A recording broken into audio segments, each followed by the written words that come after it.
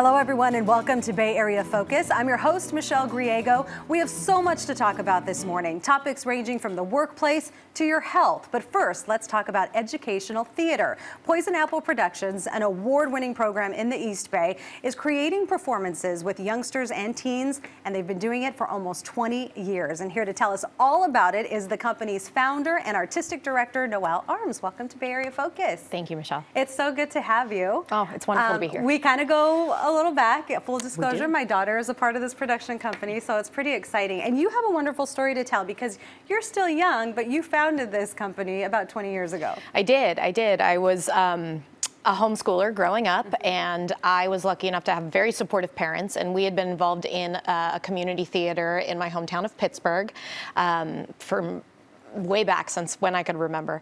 And when I was 13, I said, "Hey, Mom, I think I want to write and direct a show." And she said, "Okay, well, I'll go put up the curtain in the front room." And I said, "No, in like a real theater." And she was like, "Okay, let's figure out how to do that." And the rest is history. And she did, and she created this. We did. We did together. Yep, we've been in partnership now for about 20 years, like you said. This January will be 19 officially. Incorporated since 2005 as a nonprofit 501c3.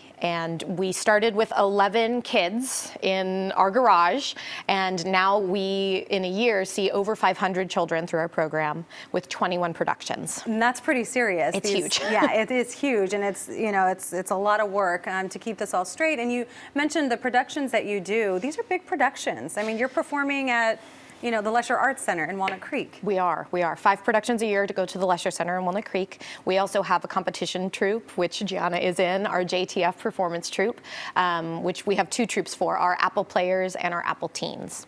So the next big play is coming up at the end of November. Yes, Wonderland Jr.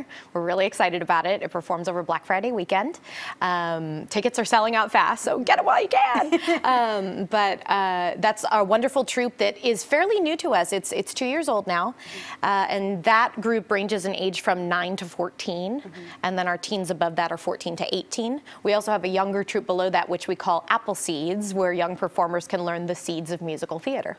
What is it? I mean, do you sometimes get kids, because you don't get kids sometimes with a lot of experience. True. And so do you ever get these kids that may be a little shy, but they want to dabble in theater, and then boom, something happens and absolutely. they're a star? I call it they catch the bug of theater, especially shy ones, because they walk in, they're a little uncertain at first, but some magical thing happens, the magic of theater as we call it, and these kids come alive. They find their voice, quite literally. They learn to project, they learn public speaking, which I meet so many adults who are like, "Oh, you do theater? I could never do public speaking." But these children do amazing things. I mean, theater teaches you so much in regards to self-confidence, teamwork, literacy, empathy. We have so many kids who come to us who have trouble reading, but through theater, they really succeed in school, and their parents tell me all the time, "Boy, I've seen their grades come up, they're paying attention more at home, they have some great dedication, they're meeting deadlines better," and theater teaches them all of that. And it's really tough because in, you know, certain school programs, when they start looking at budget cuts, the arts usually tends to get cut. So this gives them this avenue. It's a really scary number right now, actually. In the last 5 years, 70% of arts programs have been cut from Bay Area schools. Oh boy. So I think that's part of the reason Poison Apple has taken off so big in the last 5, because parents have gone, "I remember being in school plays growing up, and I want my kids to have that same experience." So this is based in Martinez, but you have kids coming up from all over the place. We do.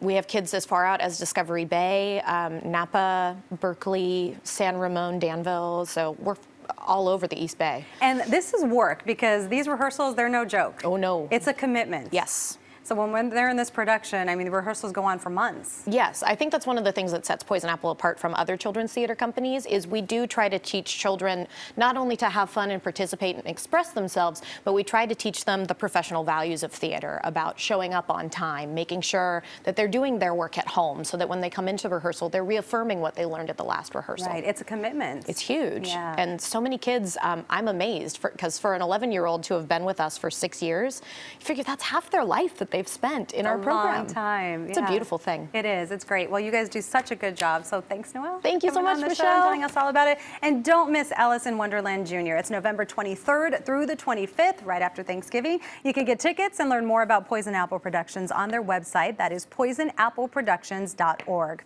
Coming up, some healthy advice from a health coach when Bay Area Focus returns in just a moment.